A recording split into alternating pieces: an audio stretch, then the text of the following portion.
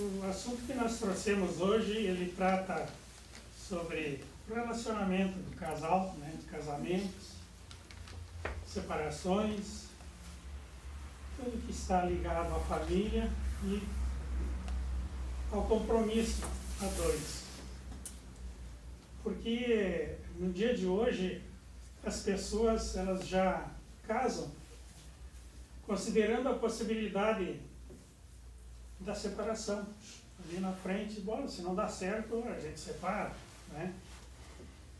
Não é que nem antigamente, onde que as pessoas casavam e esse casamento era para sempre. Então, para poder melhor fazer a colocação, a gente precisou no Livro dos Espíritos, no Evangelho, e também nas consultas que a gente faz, quando vem ou o marido ou a esposa, né, dizendo, meu casamento está mal, está indo mal, né, está se dirigindo para a separação, o que eu faço? Né? Então, buscamos na experiência, vamos dizer assim, do atendimento que a gente faz na casa. E dali se tirou algumas perguntas, e é isso que nós vamos tentar explicar através dessas perguntas, né? Por exemplo, a primeira diz assim, até quando deve se manter um relacionamento conjugal quando não há mais a união de pensamentos, de amizade, né, de fraternidade entre o casal? E no Livro dos Espíritos, eles têm a resposta para isso, né?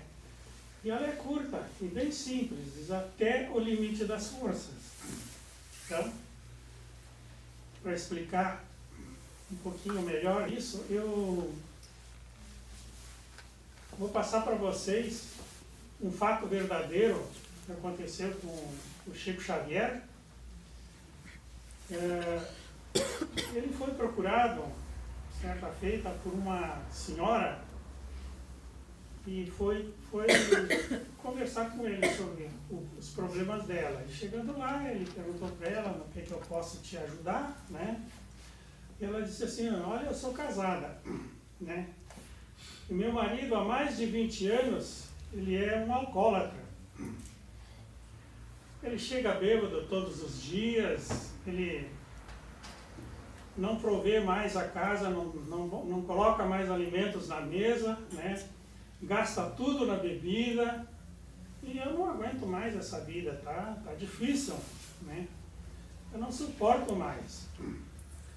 E ela diz assim, olha, eu li no Evangelho que Jesus, quando foi interpelado pelos apóstolos, eles disseram que a gente tem que perdoar 70 vezes 7 vezes, né? E ela diz, olha, nesses 20 anos que já se passaram, né, eu já perdoei ele mais de 7.000 vezes. Mas eu quero me libertar desse beberrão, né, e que conselho tu me dá? O que eu devo fazer?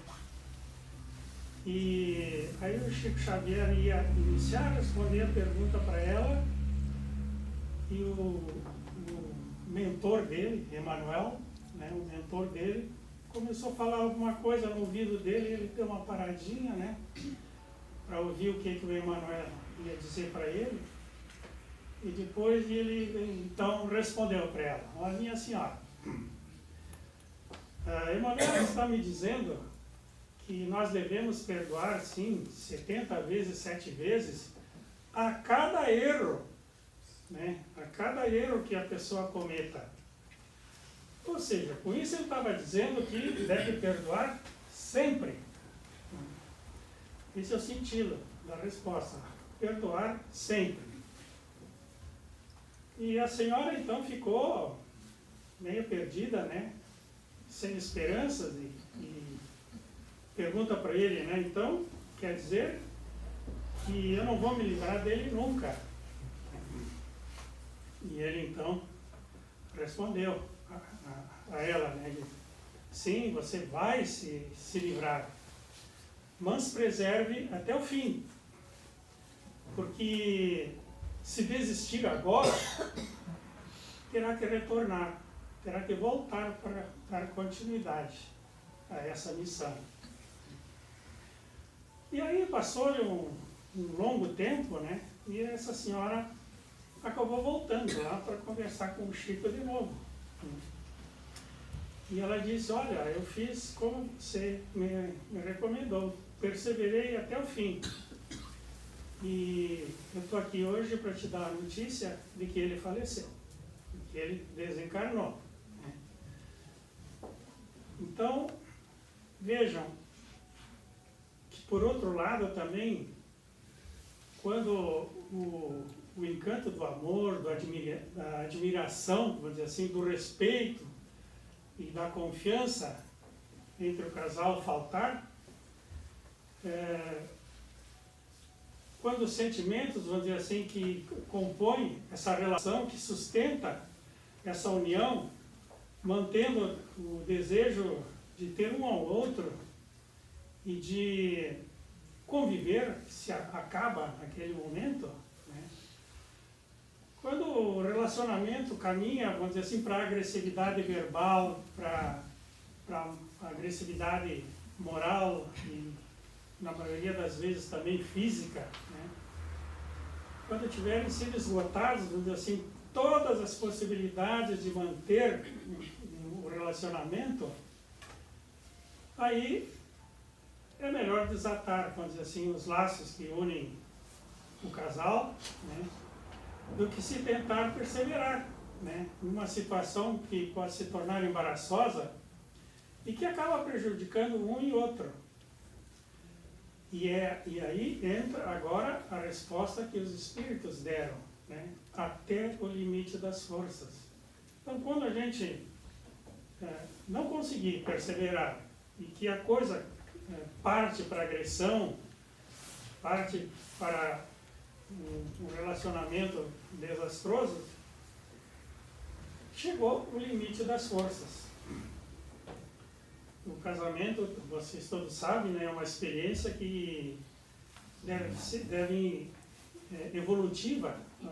Nós estamos aqui na busca da evolução, né? Mas ela é a dois. No casamento ela se torna a dois, na qual os cônjuges se comprometem, assim, a se amar, a se respeitar e, acima de tudo, se tolerar reciprocamente. Quando as nossas diferenças, né, porque nós não somos todos iguais, quando as diferenças e muitas vezes a incompatibilidade de gênios criar problemas, né, no relacionamento e a separação acaba sendo inevitável, o casal, se tiver filhos, ele deve ter o cuidado da preservação, vamos dizer assim, da família, dos filhos, mantendo um comportamento então maduro emocionalmente, porque muitas vezes se perde a cabeça, né?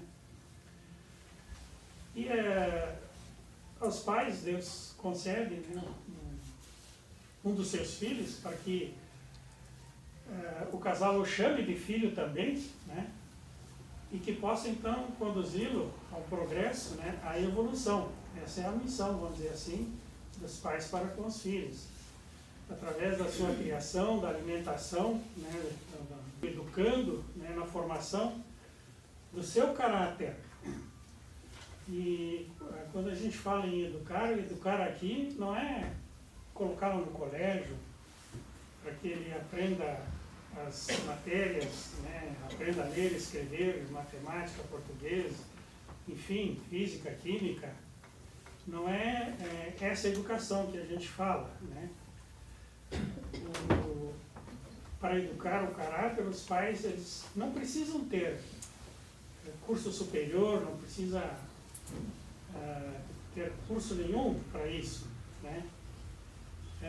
Nem sempre pessoas intelectuais, né? Educar o caráter significa doação de amor, né? Amor puro. E significa também, através do exemplo, né, dos pais para com os filhos, ensinar o que é certo, o que é errado, né? Ensinar a fazer o bom uso do livre-arbítrio que todos nós temos, né? Quando nós aqui chegamos, nós temos livre-arbítrio, aonde cada um de nós segue como quiser. Ensinar o caminho do bem, muitas vezes, né, é ensinar as virtudes também, as virtudes do amor, do perdão, de tantas outras, né? Muitos pais, eles cometem um erro clássico, né? Quando pensam, muitas vezes, na origem que tiveram, né, uma origem pobre, por exemplo, né, de sofrimento, de falta, vamos dizer assim, de recursos, de tudo, enfim, né? E penso então em prover o filho, né? Penso em dar isso a eles. Mas aí estão pensando só na parte material, né? E não na parte espiritual, na parte do caráter da pessoa. E educar, o caráter é educá-los para a vida, não para que da maneira que a gente quer, mas sim para que possam enfrentar a vida, né? Não é compensar com bens materiais as nossas faltas, muitas vezes, né? Não é dar tudo que pedem, nem negar, vamos dizer assim, também as coisas, né? Mas dar tudo que pede sem limites não é uma coisa boa. Quando os pais se separam, acabam deixando, né, os filhos, crianças ou adolescentes, né, confusos, e que isso pode levar a uma insegurança, né, uma falta de iniciativa dessas pessoas quando forem adultas, né? E mesmo assim, essas crianças, esses adolescentes, eles acabam se tornando órfãos de pais vivos, porque não tem uma coisa muito simples e que todos podem dar para seus filhos, que é o amor. A função essencial da reencarnação, né, é o trabalho, vamos dizer assim, do autoaprimoramento, né, do descobrimento da vida e da perseverança, assim, nos propósitos superiores.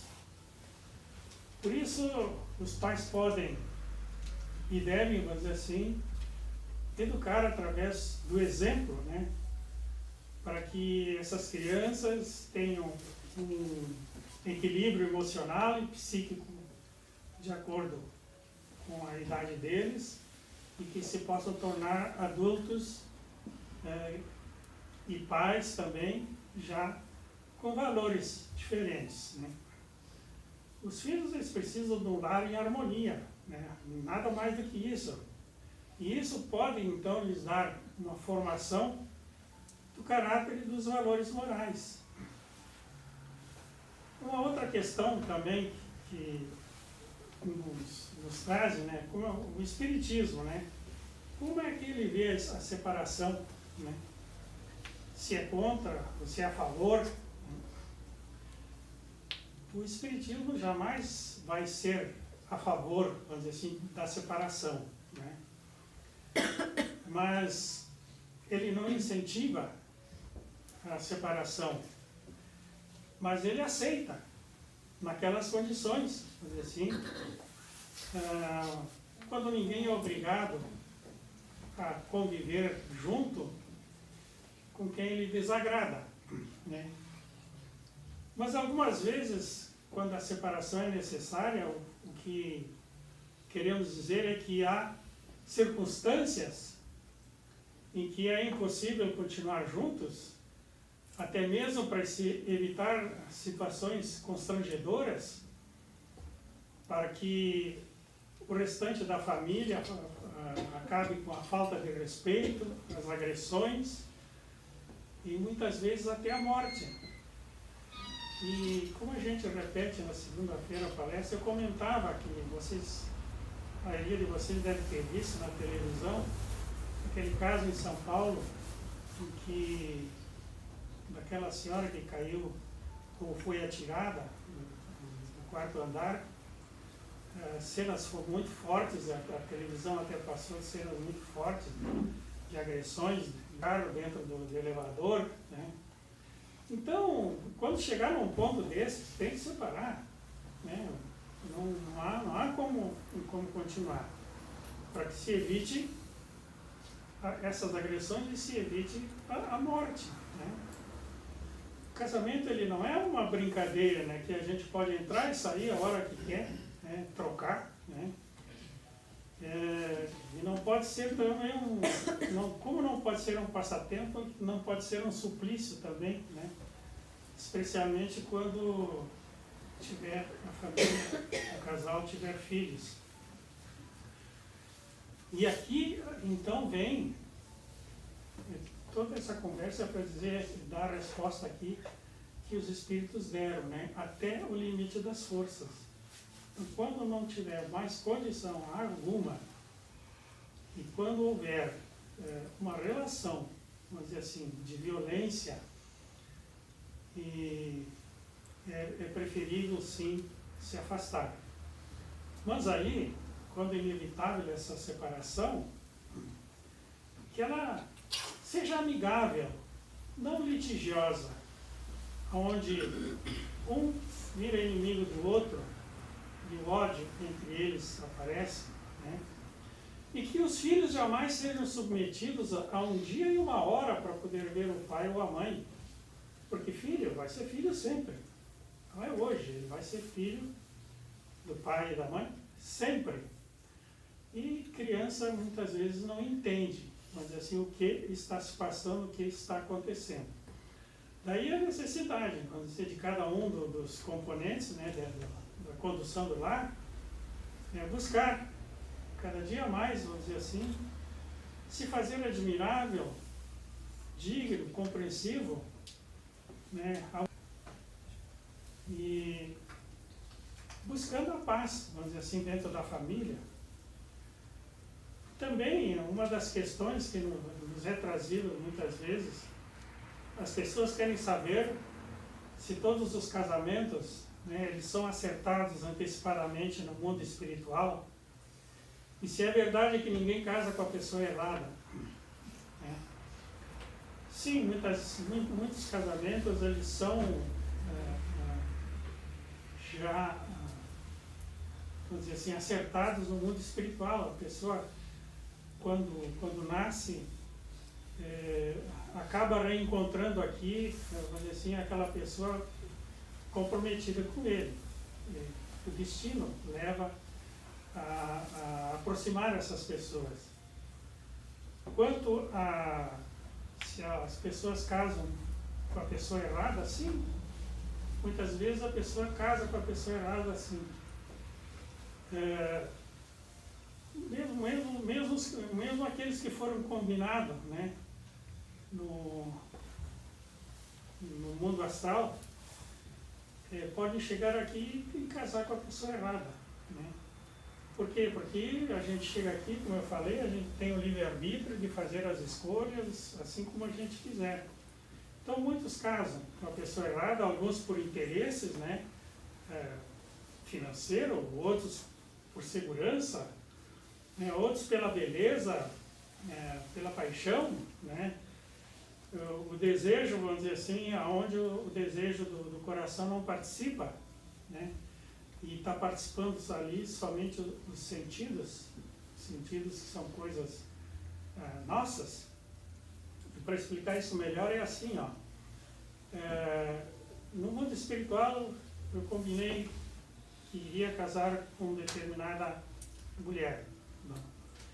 Mas aqui eu me encontrei com ela, né? E ela não é padrão de beleza e é pobre. E tem uma outra pretendente que é padrão de beleza, e o pai é um empresário bem sucedido. Então, o meu livre-arbítrio me diz, casa com essa, que daí é moleza para ti. Casei errado, né? Mas acontece, por isso eu digo, sim, muitos casamentos são combinados e outros, vamos dizer assim, casam com a pessoa errada.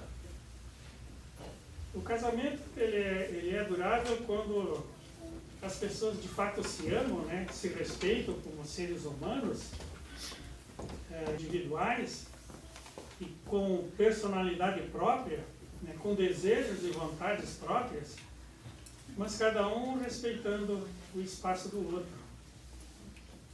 Já o casamento é durável, né, quando os parceiros, né, se valorizam e apagam um pouco do orgulho, do egoísmo, do egocentrismo, vamos dizer assim, em favor da vida em família, onde adotam o diálogo, e o diálogo, então, ele sustenta, vamos dizer assim, a ternura entre ambos e a necessidade natural, vamos dizer assim, de uma complementação de um com o outro, né? E trazendo uma maneira sadia de relacionar-se. Muitas vezes o que falta no lar é a oração, é a espiritualidade, né? É o conhecimento de que nós estamos aqui numa passagem, e que essa passagem é breve e que a vida continua depois. A gente se esquece, a gente ignora, vamos dizer assim, a finalidade maior da vida, que é proporcionar o progresso, a evolução de cada um, e principalmente a dois, na busca da felicidade. E eu diria assim também que o casamento não é somente aqueles legalizados, né? Vai lá no cartório, assina, vai na igreja, assina. Não, casamento não necessita, vamos dizer assim, de legalização. Não há, no Espiritismo, por exemplo, não existe casamento. Não existe nenhum sacramento, né? Batizado, crisma, primeira comunhão, nada disso. Não existe padre, não existe pastores, existe sim trabalhadores, existe médiuns, existe trabalhadores. E para finalizar dentro do casamento, né, eu diria para vocês que nenhum casamento resiste onde não houver a confiança um no outro, né, e o respeito um no outro. Essas são duas bases, vamos dizer assim, para manter um casamento: a confiança e o respeito. E, claro, o amor, né, o bem-querer um do outro. Isso é o que eu trago para vocês no dia de hoje sobre separação, sobre casamento, sobre filhos, né? Para que vocês possam repetir. Cada um tira da palestra aqui, tira aquilo que lhe convém, né? Cada um com a sua opinião. Eu vou pedir para vocês, nós vamos mais uma vez